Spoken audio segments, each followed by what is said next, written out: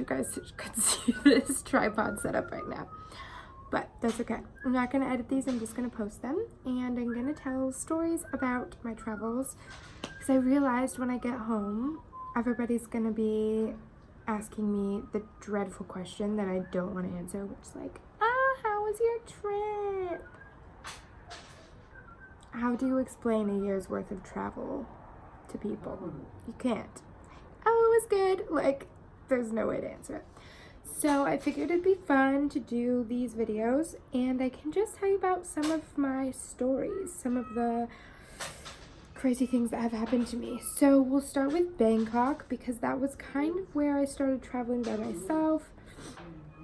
Before that, Italy was amazing. The 3 months in Italy was fun, but relatively uneventful. I was in the safety of Europe. I was experiencing the normal things that people experience while traveling. I was really happy. I was noticing new things, but I was very much in my comfort zone in most of Italy. Language barrier wasn't horrible because I know Spanish, and the food was obviously incredible. The sights of Italy are stupid cool, and I really enjoyed that time there. There are a few stories I can tell about au pairing or something like this, but maybe I'll do those later. So Bangkok. I was horrified for Bangkok. I will be completely honest. Saying that now seems silly because it's a very manageable city. Every city is a manageable city. But that doesn't mean that it's not intimidating. And it was my first time in Asia. Traveling alone, I had my huge backpack and I had no idea what to expect, right? Like, I think as Americans, and maybe this is just me, but you hear these crazy stories about Asia and about the chaos and about the organ smuggling or trafficking or whatever. You hear all these crazy things, and so I was really horrified. But I landed there, everything was fine. I did decide to get a free shuttle to my hotel instead of my hostel because I'm a princess. So they picked me up and I got in the car and we spent an hour and a half in traffic. But that's okay.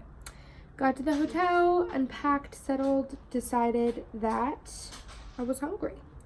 So I just started walking.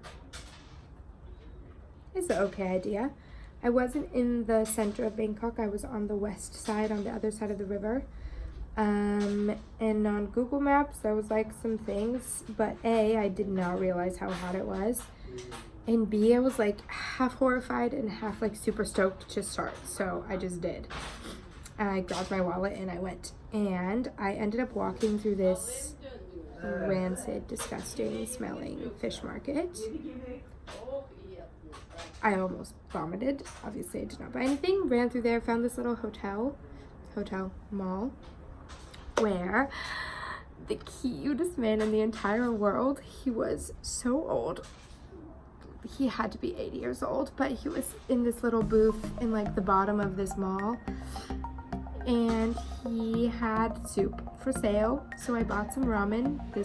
I live for ramen. So he was so cute. I think the soup cost me $1.20, but he would like point to everything really enthusiastically, and then I was like, yeah, just put whatever, like, I don't know what will taste good. So he put a little bit of everything, and then he was like sitting at his booth, like waiting for me to taste the soup. The soup was amazing, but also just like his big heart almost made me cry. Like, I was in such a scary place.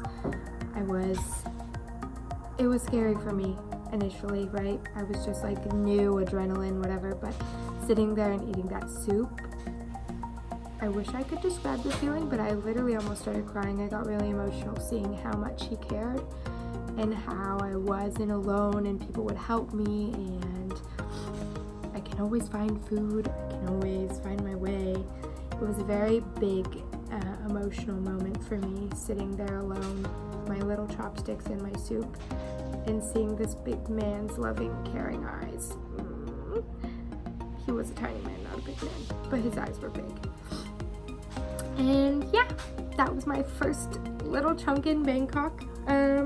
I spent a week there, which is way too long. Don't do that. I mean, like, you can live there and there's plenty of things to see, but for just touring, a week was a long time. I ended up hanging out at cafes and stuff to kill time, which is not bad because I was working remotely, so this part was nice. But yeah, I guess that's the man and the soup. Come back for more!